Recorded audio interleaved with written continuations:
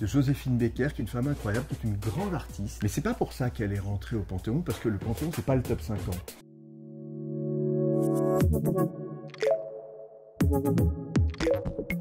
Bonjour, je suis Laurent Kupferman, je suis essayiste et j'ai participé à la campagne d'entrée au Panthéon pour Joséphine Baker. Et soyez les bienvenus sur Papillon Action.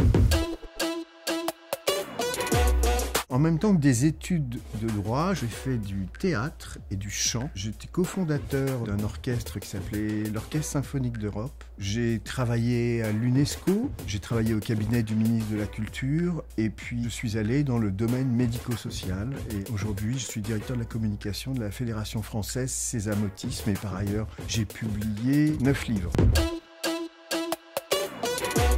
Régis Debray publie un article appelant le président de la République, François Hollande, à faire rentrer au Panthéon Joséphine Baker. Et je trouve l'idée géniale. Je m'engage sur ce chemin. D'abord, je fais des publications. Ensuite, je fais une pétition qu'on relance au mois d'avril.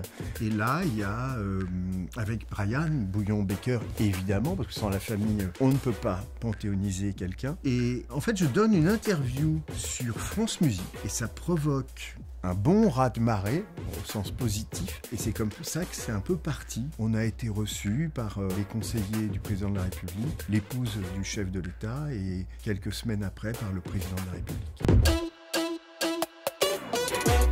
De Joséphine Baker, qui est une femme incroyable, qui est une grande artiste. Mais c'est pas pour ça qu'elle est rentrée au Panthéon, parce que le Panthéon, c'est pas le top 50. Joséphine Baker, elle est rentrée au Panthéon parce que c'est une femme extrêmement courageuse, une humaniste, une résistante, une femme qui s'engage contre le racisme et l'antisémitisme, qui s'est battue, évidemment, pendant la guerre, qui s'est battue toute sa vie pour les valeurs de la République française, les valeurs d'égalité, de liberté et les valeurs de fraternité universelle. Et c'est par l'apport de Joséphine Baker à l'esprit civique de la nation, c'est ça qui l'a fait rentrer au Panthéon de la République française.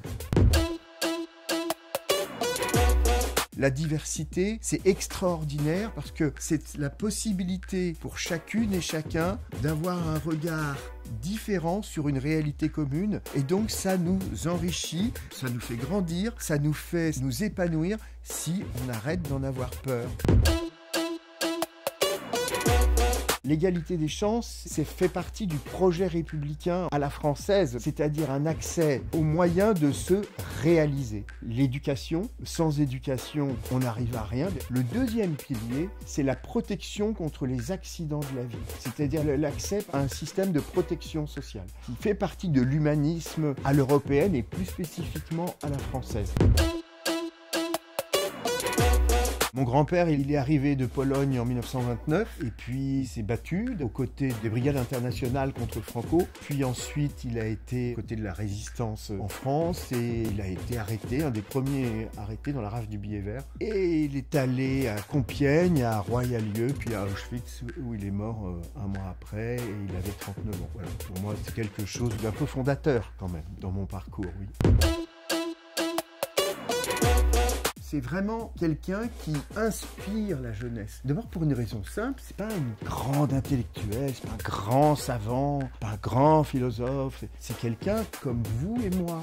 C'est une femme qui vient d'un milieu ordinaire et qui connaît un destin extraordinaire, mais par son courage, par sa force, sa joie, sa résilience, sa sincérité. Et donc tout le monde peut se projeter dans Joséphine. Elle porte des valeurs qui sont accessibles à tout le monde. Et les jeunes, on les a vus s'intéresser à son parcours. Allez-y, réalisez-vous. De toute façon, tout est compliqué. Ne pas y aller, c'est compliqué, alors autant y aller.